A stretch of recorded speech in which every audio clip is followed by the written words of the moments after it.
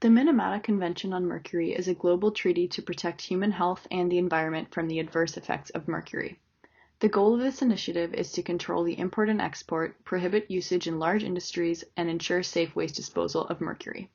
The convention was implemented on August 16, 2017 by the UN, with the first meeting of the Conference of the Parties held September 24 through 29, 2017 in Geneva.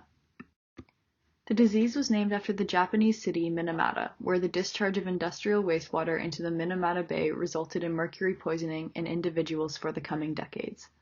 The first documented case was discovered in 1956 in a 5-year-old girl who presented with convulsions and difficulty walking and speaking. Some other common symptoms of this disease may include ataxia, dysarthria, hearing impairment, equilibrium disturbance, and paresthesia. By naming this convention after the disease itself, the goal was to get the public to not only associate the word Minamata with a problem, but also with a solution. Relevance to dentistry. Mercury in dental amalgam is known as silver fillings and is a material used to treat dental caries. It is a mixture composed of alloy powder and mercury, where mercury consists of 3% of the overall weight. Restrictions were put in place, such as the Minamata Convention, for environmental reasons, in order to try and phase out the use of dental amalgam by the year 2030. So here are just some of the current strategies of the convention.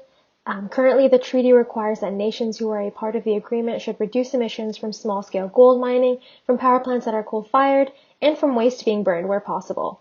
The treaty also not only encourages the reduction of the use of amalgam in dental practices, but also in other mercury-containing products like jewelry, appliances, and also cosmetics.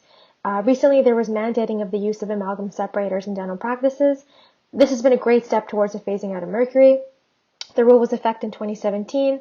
However, most practices were actually given until 2020 to comply with these regulations. This means most practices may not have actually been disposing of mercury until quite recently, which tells us we need to place the focus on the education related to amalgam. So next I'm just going to talk about some of the possible improvements that could be made to the treaty. We need to focus on developing quality, affordable, and safe alternatives to amalgam so that dental practices can easily access the material while also ensuring quality and safe treatment for their patients. Currently, the treaty only mentions a focus on quality materials. It's important to consider affordability in our research as well, because this would help encourage dentists to consider these options over amalgam. It would also be extremely beneficial if the treaty shifted a large focus towards encouraging insurance companies to analyze their policies and create changes that favor mercury-free dental materials. Financial stability is often a really strong barrier in the ability of practices and patients to access safe, effective, and quality treatment, and doing that would be extremely helpful. The article on the right talks about how current waste management procedures in Ireland related to amalgam and composite materials and how they are not sufficient and could use some improvements. Much of the reason for this is because, quite surprisingly, more than half of dentists in a survey felt they had not received sufficient training in the safe disposal of amalgam. So it kind of just shows that we need to place an emphasis on educating the dental community a bit better. So here is a summary of the stages of the regulations. Ireland's involvement with the Minamata Convention dates back to 2013 when they signed the Global Treaty. On May 17, 2017, the EU approved the convention, adopting Regulation 2017-852. By January 1, 2018, regulations from the convention were added to Irish law.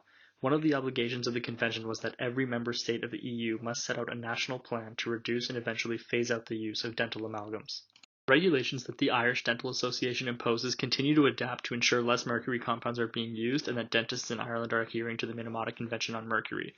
As of January 1st, all amalgam separators installed in the future must have had a minimum of 95% amalgam particle retention. On July 1st, the use of amalgam fillings were restricted on certain groups for certain conditions, such as fillings on primary teeth, children under the age of 15, breastfeeding, and pregnant women. The regulations state that absolutely no waste amalgam can be released into the environment and that it must be collected by authorized waste management establishments. By 2019, dental clinics were no longer able to use amalgam in bulk quantities and must begin using pre-dosed encapsulated forms of amalgam. More recently, in 2021, all amalgam separators, even those installed prior to 2021, must retain a minimum of 95% of amalgam particles.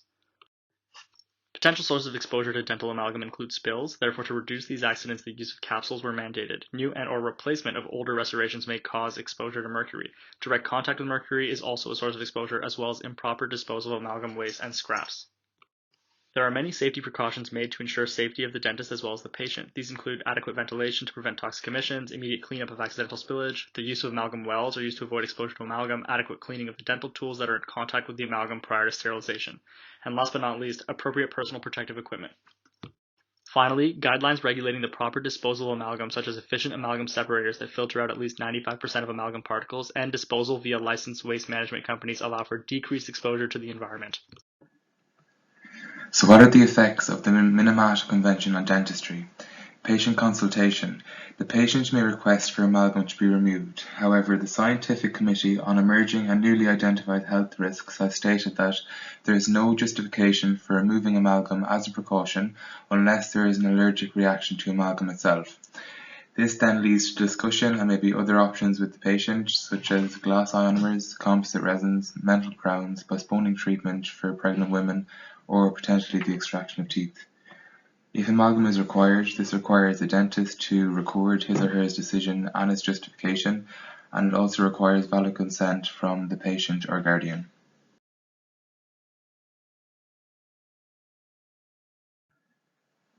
The future of mercury and the Irish Dental Association advice. The goal is to phase out the use of dental amalgam by the year 2030. However, it is important to note that the introduction of restrictions is for environmental reasons only.